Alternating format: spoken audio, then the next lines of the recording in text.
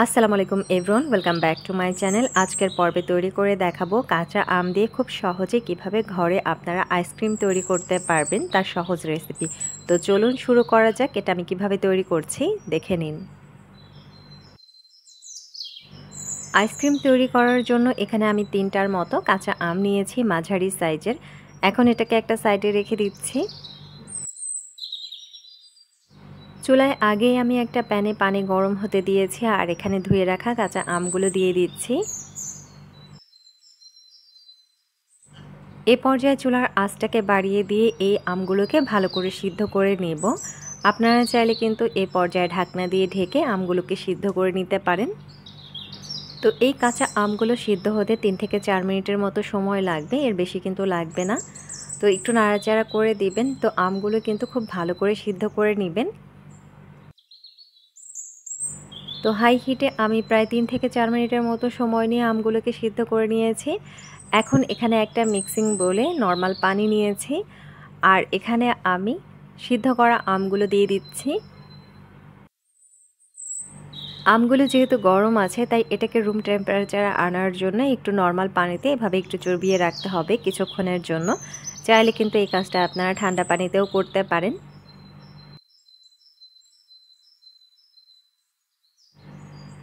তো একটু খেয়াল করলেই বুঝতে পারবেন আমগুলো কিন্তু খুব ভালো করে সিদ্ধ হয়ে গেছে। তো এরকম নরম একেবারে হয়ে যাবে।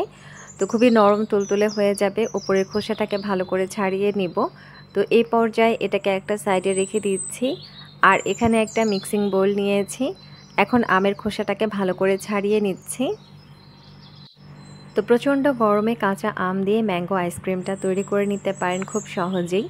তো খুবই সহজ এই রেসিপিটা শেয়ার করছি, আপনাদের আশা করছি কাজে আসবে। তো খোসাটাকে ভালো করে ছাড়িয়ে নিয়েছি। ঠিক এভাবে কিন্তু সবগুলো খোসাই ছাড়িয়ে নেব। আর আমের এই খোসার ভিতরে যে অংশটা লেগে আছে সেই অংশটা হাত দিয়ে কিন্তু এভাবে একটু ছাড়িয়ে নিতে হবে। চাইলে কিন্তু এখানে আপনারা চামচও ব্যবহার করতে পারেন, চামচ দিয়েও কিন্তু এটা খুব ভালো করে ছাড়ানো যাবে।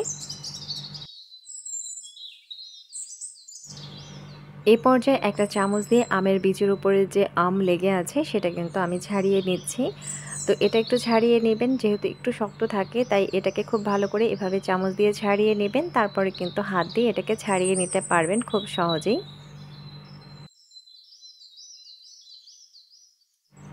তো দেখুন এটা ছাড়ানো হয়ে গেছে। এভাবে সবগুলো বিচি থেকে এভাবে আমটা ছাড়িয়ে নিয়েছি। এ পর্যায়ে এটাকে একটা সাইডে রেখে দিয়েছি। এখানে একটা গ্রাইন্ডারের জার নিয়েছি আর 1/4 কাপের মতো চিনি নিয়েছি।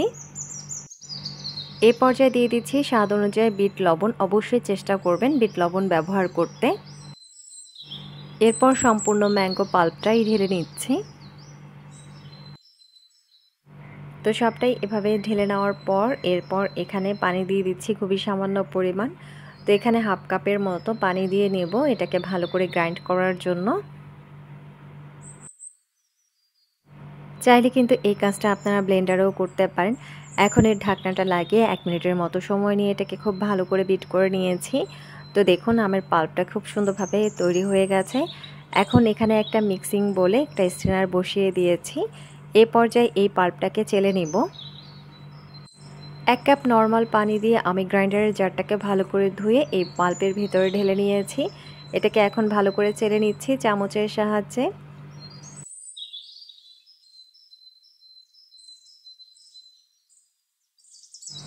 আর এভাবে ছেঁকে নিলে কিন্তু কোনো রকমের আঁশ থাকবে না। এখন এটাকে একটা সাইডে রেখে দিচ্ছি।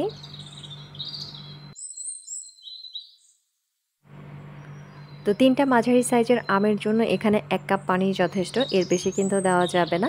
বেশি পানি হলে কিন্তু মনে হবে না যে আইসক্রিম খাচ্ছি, তখন মনে হবে বরফ খাচ্ছি। তো এটা খুব ভালো করে মিশিয়ে নেওয়ার পর এরপর এখানে আমি ফুড কালার দিয়ে দিচ্ছি। তো এখানে আমি গ্রিন ফুড কালার দিয়ে দিচ্ছি খুবই সামান্য পরিমাণ। তো ফুড কালারটা দেওয়ার পর এটাকে অনবরত একটু নাড়াচাড়া করে নিতে হবে।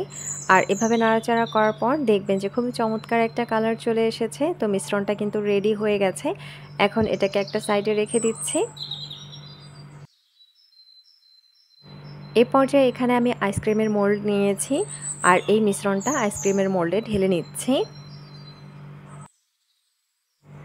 তো সমানভাবে আইসক্রিমের মোল্ডের ভিতরে আমি এই মিশ্রণটা ঢেলে নিয়েছি। এ পর্যায়ে আইসক্রিমের কাঠিগুলো বসিয়ে দিচ্ছি। এখন এটাকে আমি সারা রাতের জন্য ডিপ ফ্রিজে রেখে দেব। তো ডিপ ফ্রিজে রাখার পর পরদিন সকালবেলা এই অবস্থা। আইসক্রিমটা কিন্তু খুব ভালো করে জমে গেছে। যেহেতু খুব গরম তাই এখানে আমি আইস নিয়েছি। তো আইসক্রিম সার্ভ করার জন্য আইস নেবেন। এরপর কিন্তু এখানে নর্মাল পানিতে একটু আইসক্রিমের মোল্ডটাকে চুবিয়ে নেব। এতে করে কিন্তু খুব সহজে এটা মোল্ড আউট হয়ে যাবে। তো আইসক্রিমগুলোকে এভাবে মোল্ড আউট করার সময় কিন্তু অবশ্যই আইসের উপরে রাখতে হবে আইসক্রিমগুলোকে। আর তা না হলে মোল্ড আউট করার সময় আইসক্রিমগুলো গলতে শুরু করবে। তো এভাবে বাড়িতে আপনারা খুব সহজেই ম্যাঙ্গো আইসক্রিম তৈরি করে নিতে পারেন। দেখলেন তো কত সহজে এটা তৈরি করা যায়। আজকের রেসিপি এই পর্যন্তই। ভালো লাগলে লাইক, কমেন্ট, শেয়ার করতে ভুলবেন না। আর অবশ্যই আমার চ্যানেলটিকে সাবস্ক্রাইব করবেন। পাশে থাকা বেল আইকনটি ক্লিক করে দিবেন। আল্লাহ হাফেজ।